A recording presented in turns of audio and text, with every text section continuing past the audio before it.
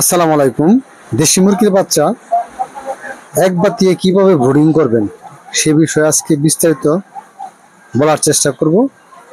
এক বাতি দিয়ে ব্রুডিং করার সুবিধা অসুবিধা এগুলা বলবো, এবং এক বাতিতে ব্রুডিং করতে কি কি লাগে, কেমনে একটা বাতি দিয়ে অনেকগুলা বাচ্চা ব্রুডিং করা যায় সেই বিষয়ে আজকে বলার চেষ্টা করব। আশা করি আমাদের সাথে থাকবেন। আমাদের চ্যানেলের নাম ইয়াসিন এগ্রো জামালপুর, আমাদের ইউটিউব চ্যানেল। যারা প্রতিদিন আমাদের ইউটিউব চ্যানেল দেখেন তাদের অসংখ্য ধন্যবাদ, আর যারা নতুন তারা অবশ্যই আমার চ্যানেলটা সাবস্ক্রাইব করবেন। একটা বাতিতে আমরা দেশি মুরগির বাচ্চাগুলো ব্রুডিং করে থাকি। সেটার নিয়ম হলো যে অনেকগুলো বাচ্চা একসাথে ব্রুডিং করা যায়। একটা বাতিতে ইলেকট্রিক খরচটা কম হয় এবং কি জায়গাটাও স্পেস কম লাগে, আর সহজেই এইভাবে লালন পালন করার সুবিধা আমাদের কাছে। আর অনেকে হয়তো হোবার দিয়ে ব্রুডিং করেন, ডেস্ক দিয়ে, তখন অনেকগুলো বাতি দেন, বাচ্চা গাইমা যায়, অনেক সমস্যা হয়। এই জন্য আজকে আমাদের এই ভিডিওটা, যে একটা বাতি দিয়ে বাচ্চা ব্রুডিং করলে কিরকম ভালো থাকবে। প্রথম অবস্থায় আপনার একটা প্লেন শিট লাগবে। আমাদের প্লেন শিটে 20 ফিট, এই প্লেন শিটে 20 ফিট, 20 ফিট প্লেন শিটের হাই হলো আপনার উচ্চতা যেটা, সেটা 18 ইঞ্চি। এটা চতুর সাইডে দিয়ে রাখছি। রাখার পর আপনার মাঝখান থেকে একটা বাঁশ দিছি। বাঁশ দেওয়ার পরে একটা 200 ওয়াটের লাইট দিছি। এটা দিছি আপনার বাচ্চার মাথার থেকে 4 আঙ্গুল উপরে, বাচ্চার মাথার থেকে 4 আঙ্গুল উপরে এই লাইটটা ঝুলাই দিছি। ঝুলাই দেওয়ার পর এখানে মোটামুটি বাচ্চা আছে প্রায় 1000-এর মতো, 1000। এখন এই 1000 বাচ্চা তো আমরা এই বুড়া রাখবো না, আমরা এগুলো তো আর রাখছি, শুধু মেশিন থেকে নামাইছি। বাচ্চাগুলো হিট দিতেছি। হিট দেওয়ার পরে কাস্টমার আসবে, আর কিন্তু নিয়ে যাবে না। এগুলো সব আমার বিক্রি করা বাচ্চা।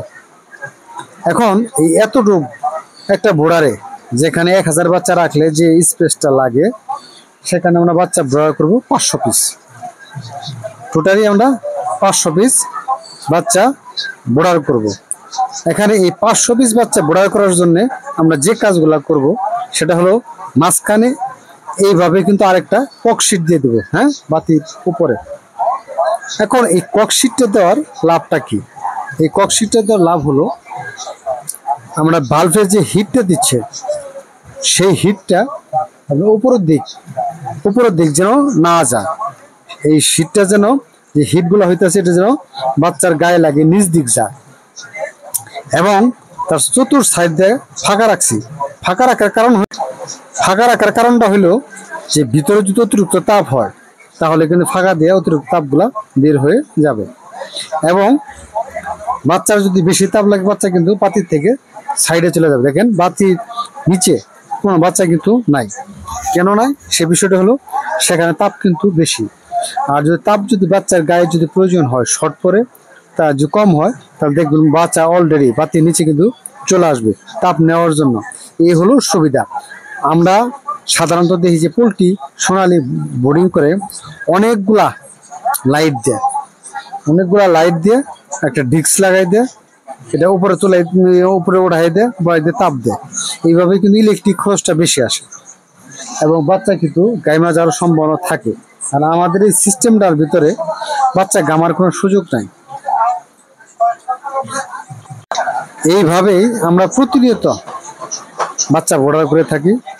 আমাদের বাচ্চা বোর্ডার করা একদম সহজ, চাইলে এইভাবে ব্রুডিং করতে পারেন। এরপরেও যদি কারো জানতে যদি প্রয়োজন হয়, তাহলে আমাদের সরাসরি ফোন দিবেন।